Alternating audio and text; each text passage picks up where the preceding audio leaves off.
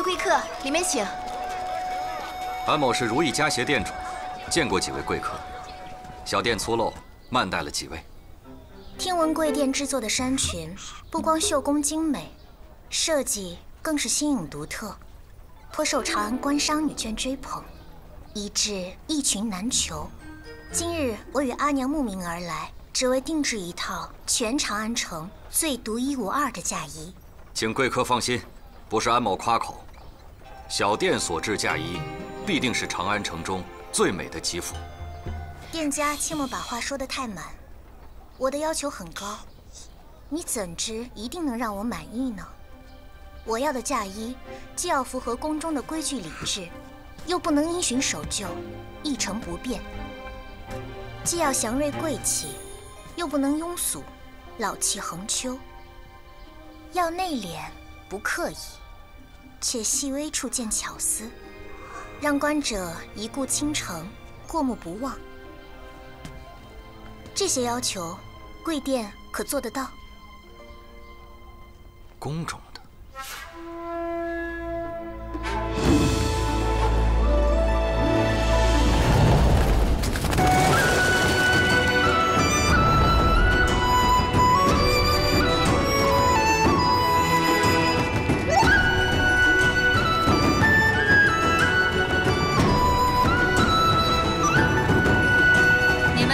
小心着点，谨慎着点。咱们上服局做的可都是精细差事，容不得你们笨手笨脚半点闪失。你们手里哪件衣裙绣品不比你们的小命贵重？污了、皱了、坏了，轻则挨顿板子，重则会丢了性命。在上服局当差，就是要手脚勤快，头脑灵光，靠技艺出人头地。你们时刻给我记着，咱们上服局做的不只是衣服，更是贵人们的脸面。谁能让上头长脸，自己才能有脸。回上服，嫔妃们换季用的衣裙都做好了，请上服过目。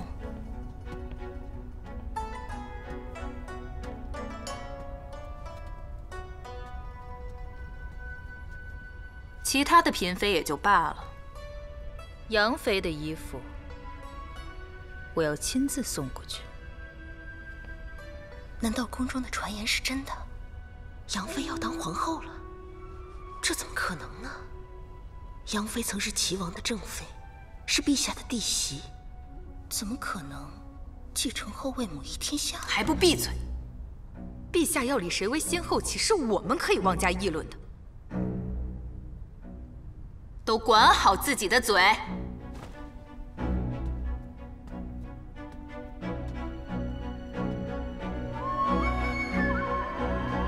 店家切莫托大，我家四娘可是荆州都督武士约之女，刚刚被陛下封了才人，不日便要进宫侍奉圣驾。我们选在如意家鞋店定制当日进宫所穿吉服，是店家的荣幸，一定要打起12分精神，全力以赴。能为武才人定制进宫穿的吉服，是如意家鞋求都求不来的福气，怎敢怠慢呢？不过，刚才小娘子这么一说，倒是提醒了安某。小店所制衣衫虽然在坊间称得一流，却不能与宫中的华服相比。小店不才，还请夫人和武才人见谅。店家是担心报酬吧？没关系，只要这吉服做得我女儿满意，我们武家愿意出重金，绝不吝啬。只要你出价码，绝不还价。安某推拒实属无奈，委实是因为小店的制衣师傅能力有限，所制衣衫入不得皇宫这样的圣地。舅父，舅父为何这般子钱还在外人面前贬低我阿娘？子子，你莫听我舅父的，我阿娘的手艺我晓得，我阿娘的手艺世间无双，心地也是最善良的。若我阿娘愿意替子子做嫁衣，子子定会成为全长安最美的新嫁娘。小妹妹这般伶俐，将来出落了，定是个好人才。店家这般推诿，难道不怕坏了这如意家鞋的招牌吗？这话要传出去，怕是没有人说你是瞧不上我武家的报酬而婉言推拒，只会说你本事不济，只能做民间的式样。贵客若不嫌弃，阿兄便让我试试吧。只是我的技艺如若不能入贵客的法眼，那是我的本领不济，届时莫要连累如意家协的名声才好。我还是第一回瞧见这么谨慎的店家。贵店放手去做便是，只要是尽了心，若是不成，我也不怪罪，也不会辱了你们如意家协的招牌。谢武才人体恤，小店自当竭尽全力。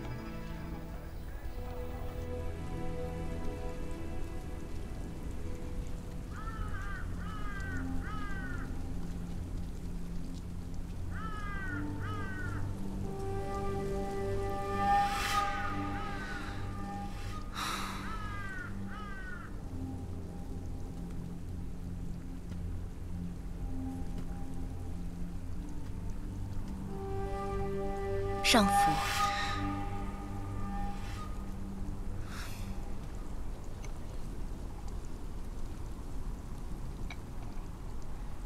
奴婢见您这几日心事重重，不知可是为了杨妃即将封后一事而烦恼？杨妃身份尴尬，后宫历来又最讲尊卑，以前我们对她多有疏漏怠慢，如今眼看着杨妃就成了后宫之主。咱们上福局以后的日子，怕是……奴婢倒有一计，说不定能讨杨妃欢心，将功折罪，既往不咎。何计？即刻为杨妃准备封后大典的徽衣。徽衣？可是目前，杨妃封后还只是个传言。陛下并未下明旨晓谕前朝后宫，若此时上福局就为杨妃准备新后徽衣，若是追究起来，这是逾矩的大罪。正因为明旨未下，这才能显示出咱们上福局处事周全灵活，对新后更是忠心不二。这样，新后才会念着上福您的好处。若等封后的诏令一下，制作徽衣就成了咱们上福局分内之事，还何谈将功折罪呀？奴婢认为，现在正是给咱们上福局最好的机会。此时不为，更待何时？平日里你不声不响，关键时刻倒是个有见识的。你说的有道理，只是这天下第一真安大家早已出宫多年，如今该由谁来执掌这皇后徽衣呢？奴婢卓锦娘请命，愿为上福效犬马之劳。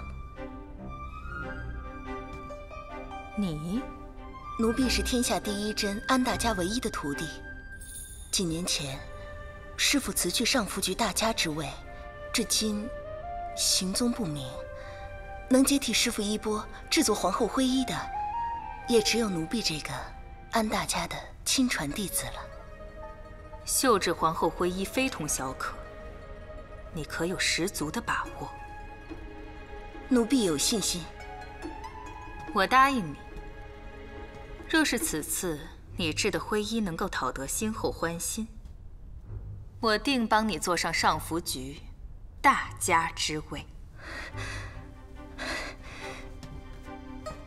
奴婢谢上福成全。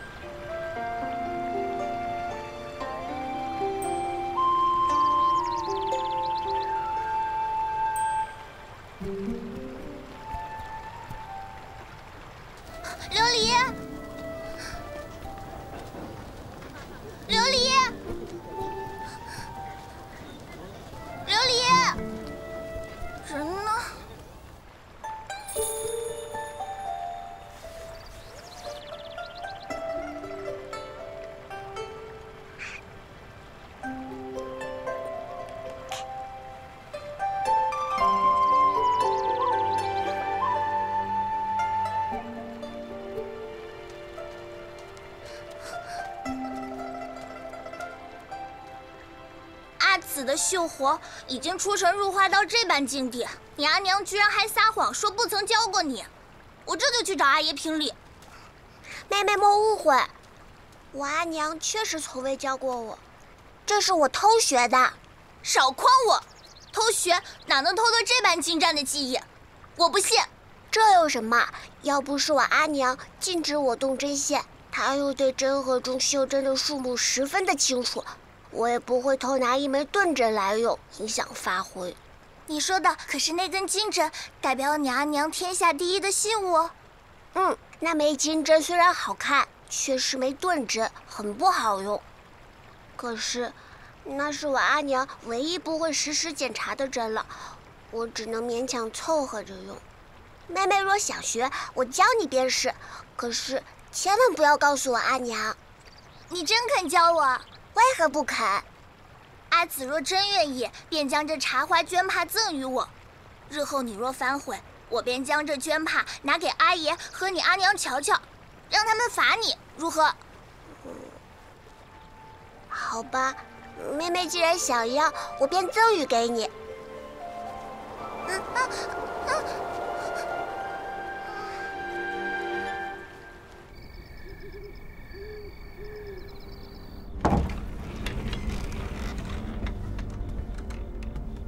上福，先后会议已经完成，奴婢请上福查验，可有瑕疵？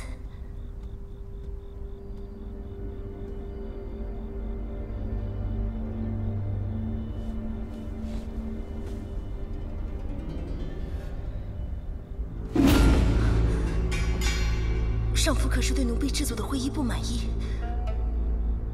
你是天下第一真安氏唯一的亲传弟子，怎么就没学到你师父本事的1/10呢？当年安氏为长孙皇后制作的徽衣，多少年过去了，还让所见之人念念不忘，而你呢，简直是云泥之别。是，只可惜安大家一心向往宫外生活。当年寻机会求长孙皇后放他出宫，从此宫内再未出现过超越安氏的妙手神针。上福，奴婢一定会尽力修改。尽力，你只会说尽力。卓锦娘，我看你是努力有余，天资不足，难当大人。依我看，你再改也是无用，只会白白浪费时间。现在能救上福局唯一的办法，就是找到你师父，请他出山，修改这先后徽衣。可是，我师父他已经出宫多年，而且师父早就已经销声匿迹，我怎么可能找到他？这就要问你这个唯一的徒弟了。我就不相信，这么多年，你没有他半点消息。上福，别以为我不知道你的小心思。你是怕你师父重新出山，你就会离这个大家之位越来越远。卓锦娘，我警告你，此时不是抖机灵的时候。大家之位虽好，也得有命做才行。你若是制不出先后满意的徽衣，轻则被治个无能渎职之罪，而重则会被扣上藐视先后的大不敬之罪。到时候你可就要掉脑袋了。是找到师父，还是丢掉脑袋？你自己看着选吧。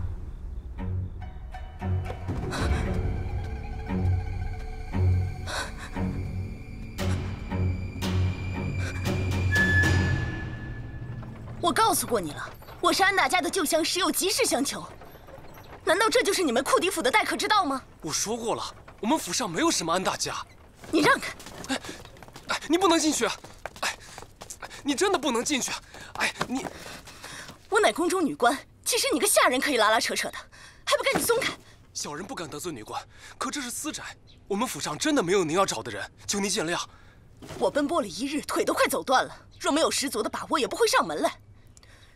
你休想诓我！人间四月，雨芳菲尽，山寺桃花始盛开。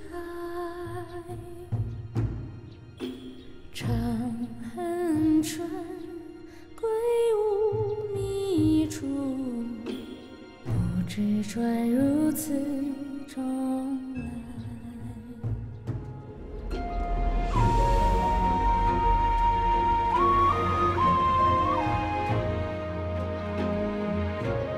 徒弟卓锦娘，见过师父，多年不见，师父可安好？既然多年未见，为何突然找上门来扰我平静呢？阿叶，琉璃还在外面玩，应该要回来了。你去找一找，让他晚些回来，别让他扰了我和故人叙旧。是。师父慧眼，实不相瞒，先后封后大典在即，林上福将制作先后徽衣的重任交给了徒儿，只可惜徒儿无能。制作的先后徽衣不能够让林上福满意，所以今日特来恳求师父救救徒儿，救救上福局，帮徒儿修改先后徽衣。你忘了吗？当年出宫是长孙皇后的恩准，从此宫中的事、上福局的事都与我无关。恕我爱莫能助。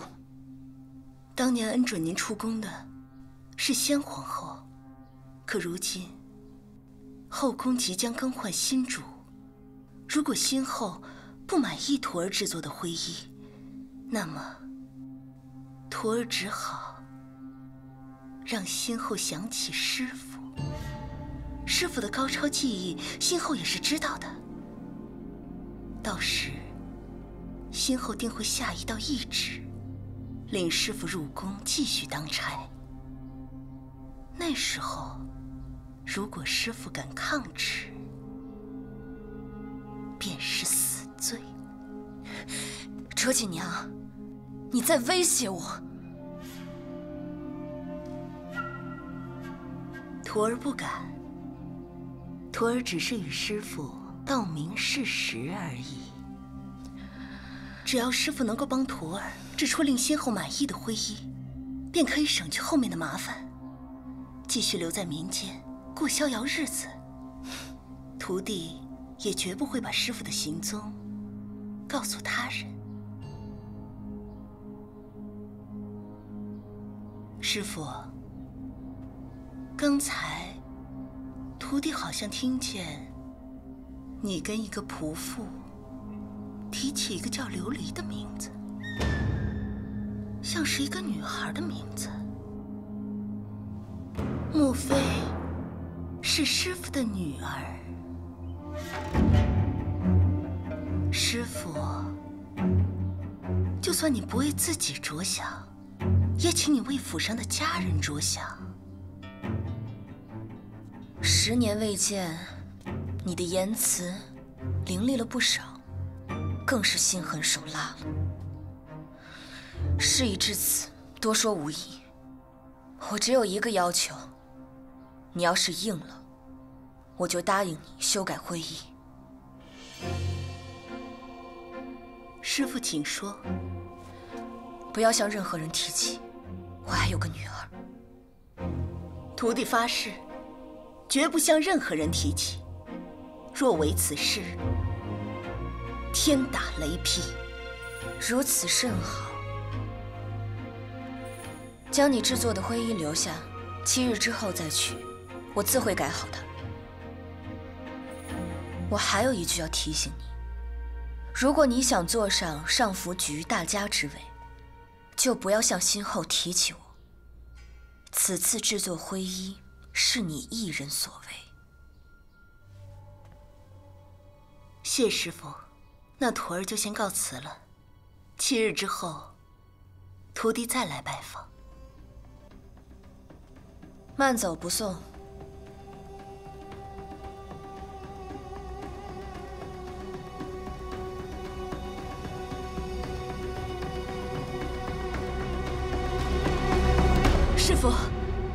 徒儿还有一个不情之请，求师父成全。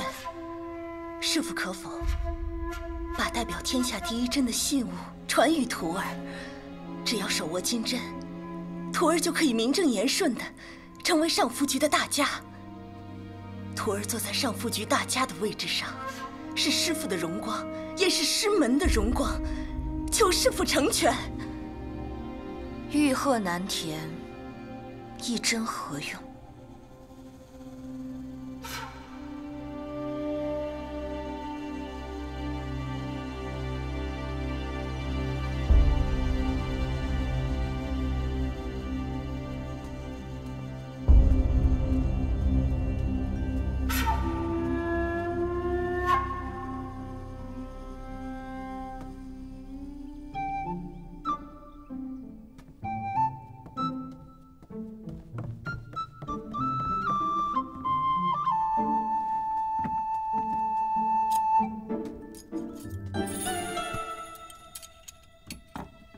琉璃，这根金针只是身份的象征，无法运针刺绣。你告诉阿娘，你偷偷摸摸的拿它何用？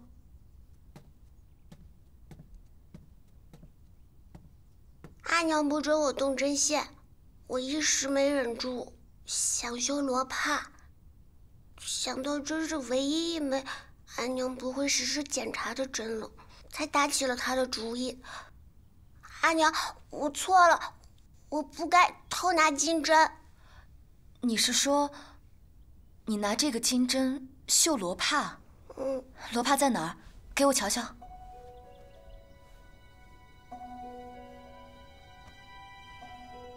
琉璃错了，阿娘莫要生气。这个金针这么钝，你竟然绣出这么精美的罗帕。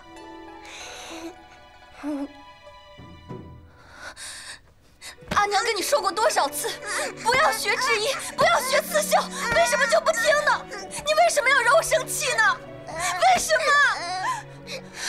为什么上福学制衣绣花，他阿娘就不会打他骂他，还苦求阿娘教他？别的女孩都要学针线术，为什么只有女儿不可以？制衣绣花又不是什么坏事。制衣绣花当然不是坏事，但匹夫无罪，怀璧其罪。高超的制衣之术就是那块和氏璧，女儿啊，你可能明白。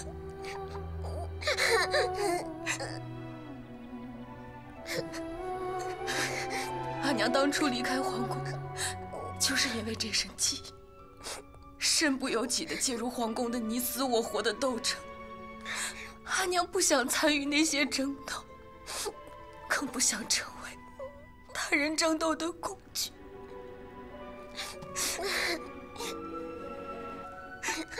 阿娘，女儿啊，你越是天赋异禀，阿娘越是担忧。阿娘真的好害怕。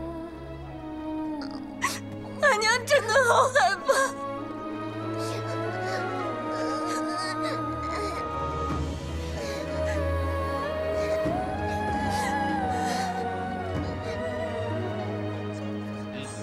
走吧。好。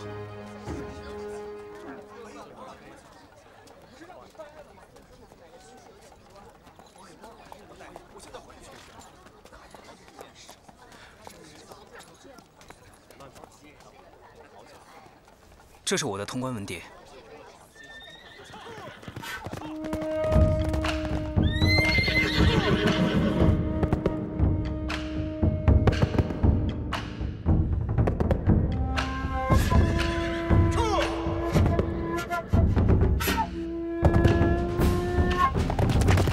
恭迎苏将军。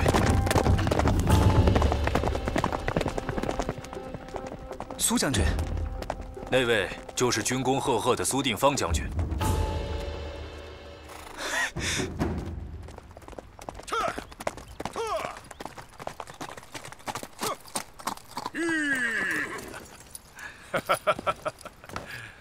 阿弥陀佛，将军一路辛苦。1年未见，方丈身体可好啊？将军放心，为了我们每年一度的棋局，老衲也是要身强体健才行啊。请。将军，苏将军，请留步。枪，枪。吁！苏将军，在下裴行俭，字守约，仰慕苏将军已久，求将军收我为徒。我不收徒弟，你回去吧。守约习武多年，只盼望着有朝一日能成为苏将军这般驰骋疆场、守卫国土的勇士。你说你习武多年，那我就考考你。那棵茶树开得正艳，你若能一箭将那朵最高最美的茶花射落，我便考虑收你为徒。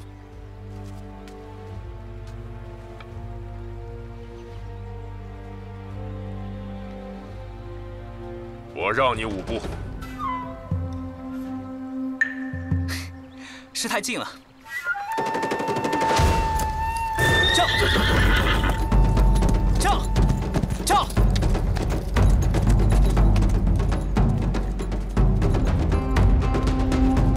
跳！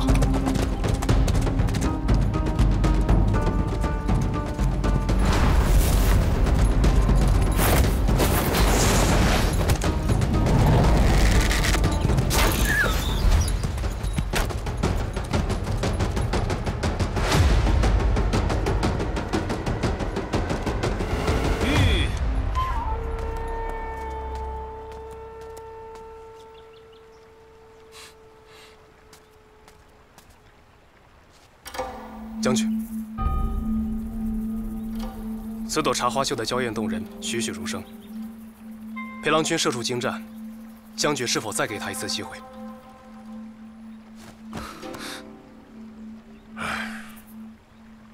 我让你射下最美的茶花，你却射下了一方罗帕。虽情有可原，但是我们没有师徒的缘分。你还是走吧。苏将军，守约此番来长安，是为参加科考，但是守约自有的梦想，便是成为一名横刀立马的将军，保护大唐疆域完整，以守护百姓安宁，不再受离乱之苦。守约刚入城，便巧遇了将军，在守约看来，这便是天意，这是天赐的缘分呐。将军，请看这株茶花，足有成百上千朵，可它偏偏射中了唯一的一朵假花。这究竟是有缘还是无缘，谁能说得清啊？既然大师说了话，我就再给你一次机会。这几日我一直在这儿，也许是1天，也许是3、5天。如果我们真的是有缘再相见的话，那便是真有缘。不过，我告诉你，绝对不能踏入4门半步。请。恭送将军，多谢法师替守约求情。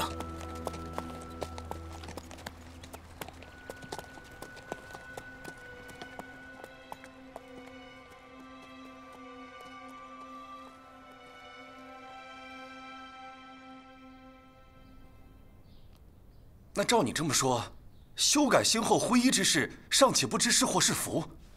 没有福，如果不出祸事，就是祖宗庇佑了。子子天下第一真的身份，不曾为库迪家带了半分好处，如今还害得全家大小身陷险境。我们受累是小，可库迪家祖上的几世英名，可容不得折损。大郎，你倒是想个办法啊！事已至此，你倒不必多嘴。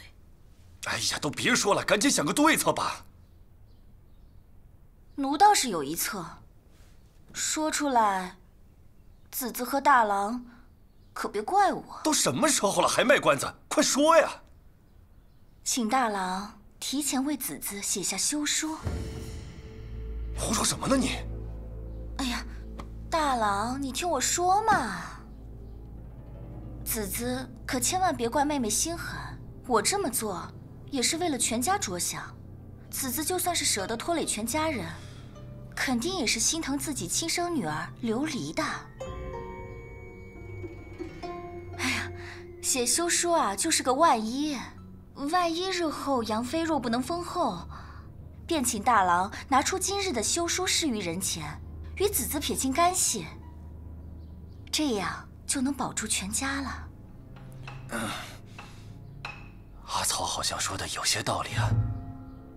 这只是以防万一，若度过此劫，咱家一定还是和和。大郎不必多言。阿曹真是好计谋，好手段。大郎这就写下休书吧，跟奴断了关系，便是大郎日后自证清白的最好凭证。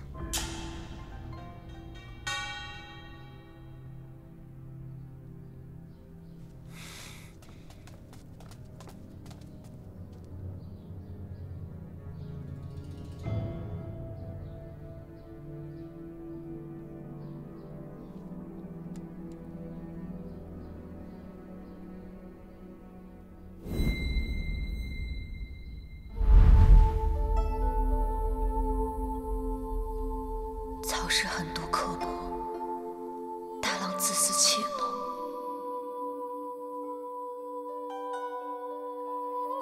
琉璃啊琉璃，阿娘并不在乎生死，可阿娘放心不下的就是你啊。阿娘必须给你做个妥善的安排。你对智医有如此高的天赋，这也是命运。阿娘是时候把智医的绝技传授于你，让你有一技傍身。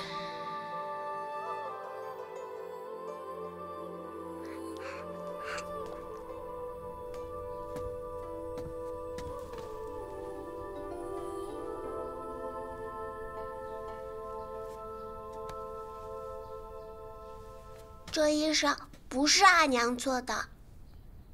你怎么知道这不是阿娘做的？阿娘绣的鸟儿都是活的，会飞，不像这个，没有生气。琉璃说的没错，这件衣裳别人做了不满意，才叫阿娘帮他们修改的。阿娘可是要让这些鸟儿都活过来。如果这些鸟儿都活过来，会不会变得好吵？阿娘，我有办法了，不如再修个大鸟出来，让他们也有阿娘管着。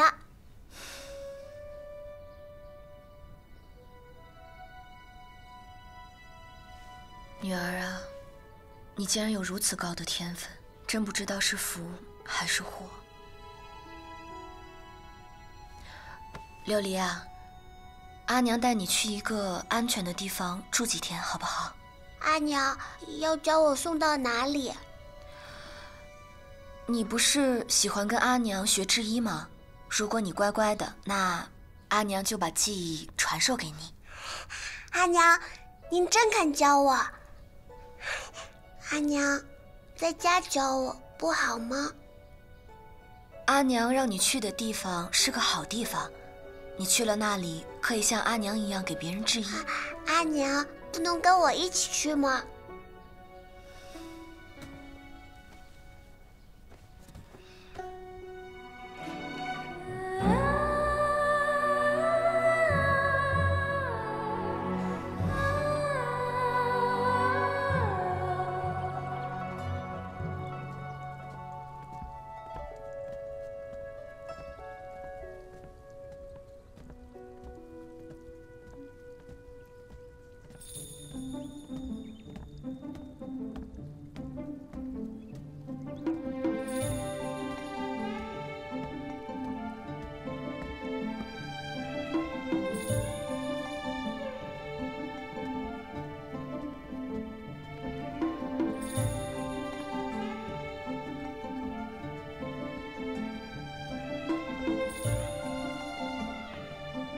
安某见过杨夫人，见过武才人。安某今日冒昧登门，是想请杨夫人和武才人亲自查验小店精心制作的吉服。这么快就治好了？快拿与我瞧瞧。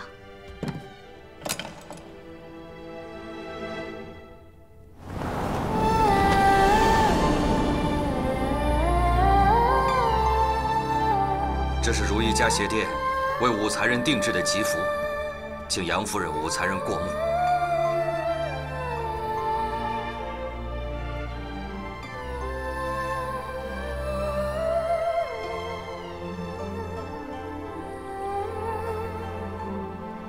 桃之夭夭，灼灼其华。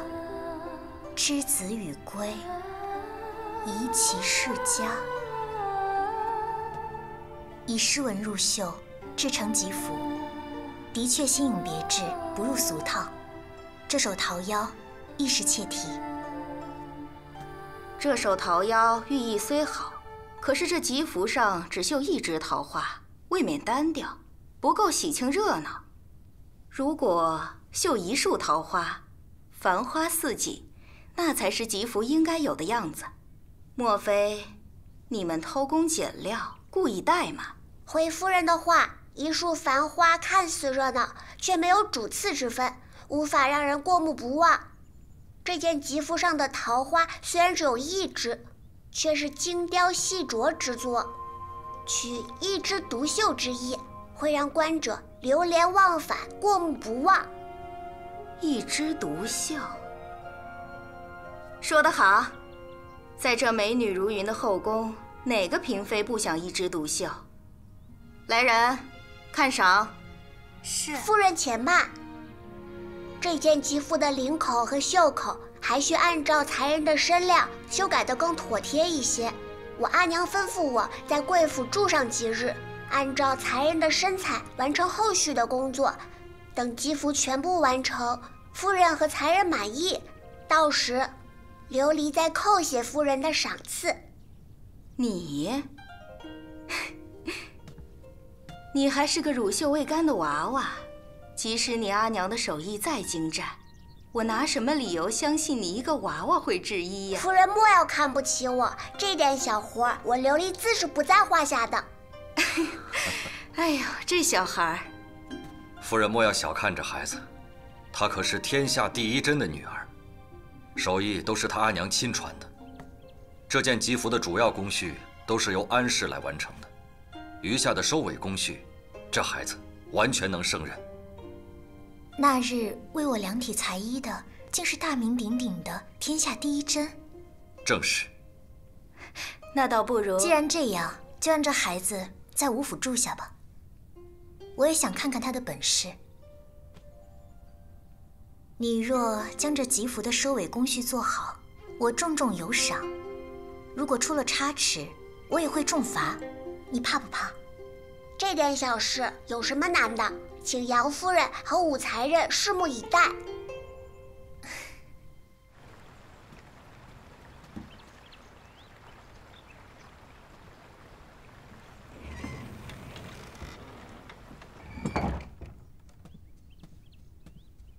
琉璃，从现在开始，阿娘说的每一句话，牢牢记在心里。明日我会让舅父送你去吴府，你在那儿住上7日，为武小姐修改吉服。阿娘，您真的让我动真了。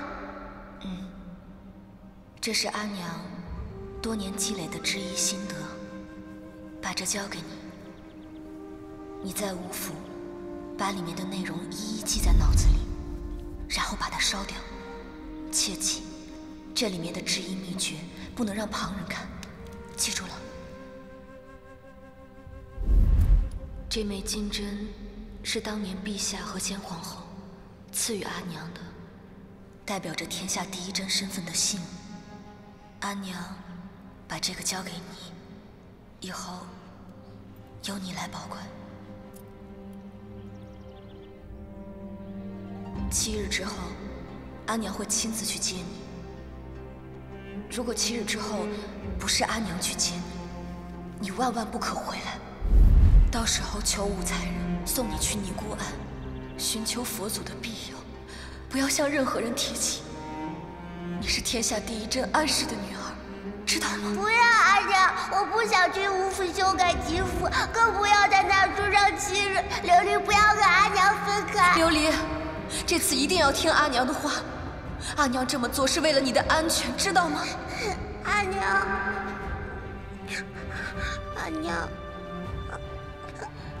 阿娘答应你，7日之后一定去接你。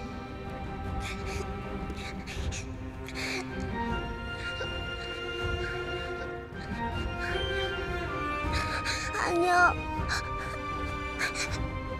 阿娘，阿娘。